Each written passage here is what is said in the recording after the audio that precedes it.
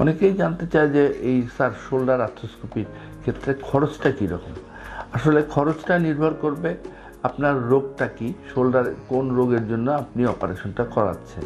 যেমন অনেক সময় দেখা যায় যে শোল্ডারে ইম্পিঞ্জমেন্ট হয়, শোল্ডারটা বিভিন্ন রকমের হাত ঘোরাতে গেলে তার পেইন হচ্ছে, এবং এই যে সাবঅ্যাক্রোমিয়াল ইম্পিঞ্জমেন্ট থাকে, সাবঅ্যাক্রোমিয়াল বার্সাইটিস থাকে। এইসব ক্ষেত্রে কিন্তু অল্প টাকার মধ্যেই কিন্তু এই অপারেশনটা করা যায়। আবার অনেক সময় দেখা যায় যে জয়েন্ট ডিসলোকেশন হচ্ছে বারবার, তো সেই ক্ষেত্রে শোল্ডারের আমরা যে ল্যাবরাল রিপেয়ার করি, সেই ক্ষেত্রে কিন্তু এই রিপেয়ারের জন্য খুব অত্যাধুনিক যেগুলি ম্যাটেরিয়ালস পাওয়া যায়, এগুলির দাম অনেক বেশি, কাজে সেই ক্ষেত্রে খরচটা একটু বেড়ে যায়। তো এটা আসলে যদি আপনারা খরচটা অ্যাফোর্ড করতে পারেন তাহলে প্রাইভেটেই করতে পারেন, অথবা যদি খরচ অ্যাফোর্ড করতে না করতে সেখানে সরকারি হসপিটালগুলিতেও কিন্তু করতে পারেন।